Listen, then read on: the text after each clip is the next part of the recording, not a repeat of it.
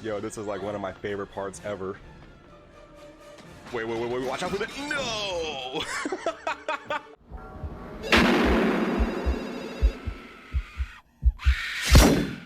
Hey everybody, it's V-Diz the Rockstar, part of SuperObvious. In this video, we're talking about Scream 5.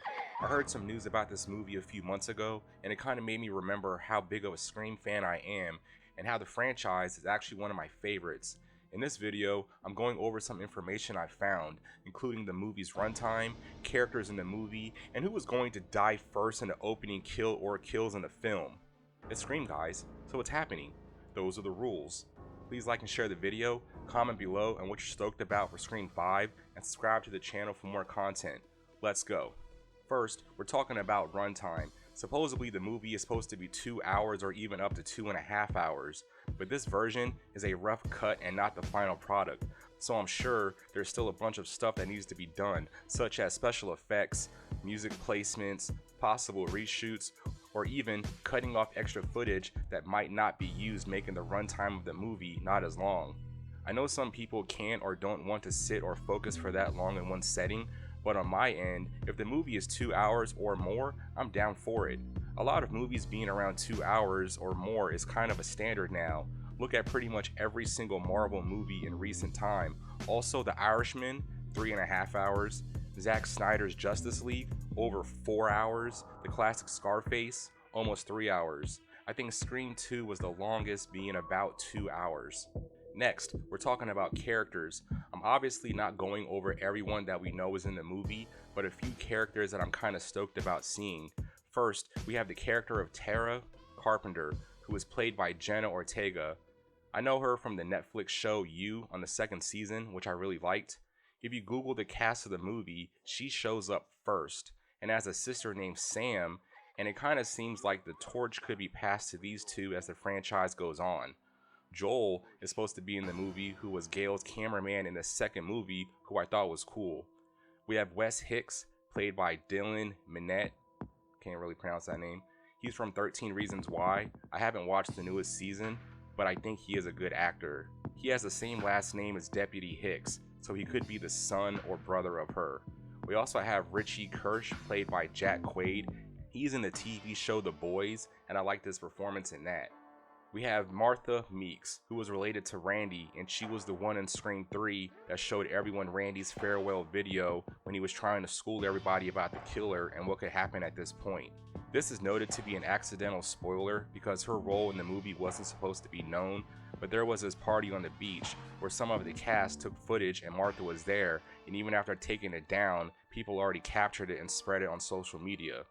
We also have Chad and Mindy Meeks, who share the same last name as Martha and Randy, so they are related somehow. I don't have any info about them, except that Chad is played by Mason Gooding, who is Cuba Gooding Jr.'s son. We have the return of Deputy Judy Hicks, who was kind of basically Dewey's partner in Scream 4. There's also Liv McKenzie, whose last name is the same as the first movie when Drew Barrymore's Casey was killed and the dad told the mom to drive to the McKenzies. So there's that reference, which is cool.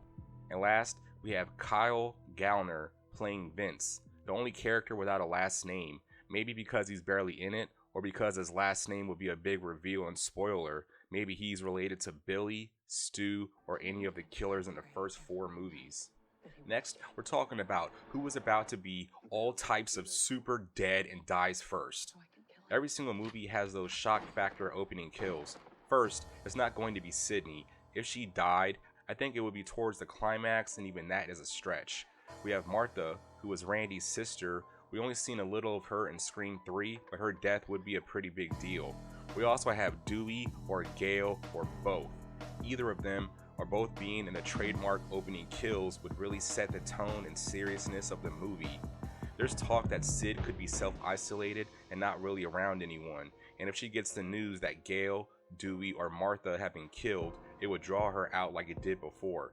Deputy Hicks could also be the victim of the opening kills.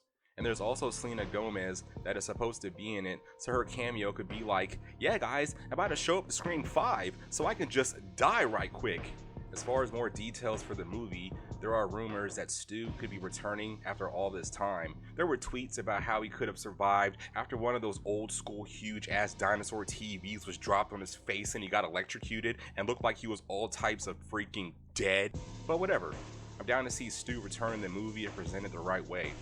More details that kind of back up Stu being in it. Supposedly, Stu's house is going to be in the movie. They say it could be something where Sid visits for some type of perspective or closure. There's also supposed to be flashbacks in the movie, so characters could return even if it's for a quick segment or even just their name being mentioned. There is the rumor that Kirby may not be dead from Scream 4 and could appear in the film.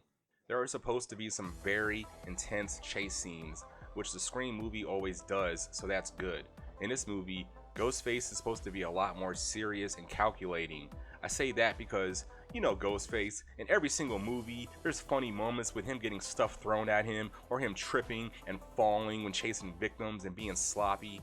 Ghostface is supposed to be a lot more serious in this movie. Oh, and there's supposed to be the whole quote-unquote bait and switch scene, which is mind games of us being presented with certain things in a way where we think we know who the killer is, like totally for sure, just for us to be swerved at the end. All the movies are like that, and it's one of the trademarks of Scream. There's info that Sid won't be the focus point of the movie. She may not even be in it a whole lot as you would think to allow characters to have that screen time so we can grow and care about them. But the OGs, Sid, Gale, and Dewey are supposed to have purpose in the film. There's also a quote of, "When are you effers going to learn? This is my story and I make the effing rules," which seems like something Sid would say, maybe after the killer is revealed. But yeah guys, that's the video. Let me know in the comments how you feel about some of the info on the new Scream movie, and if you want me to make more videos about Scream. Like and share the video and subscribe to the channel for more content, and I'll see you guys in the next one.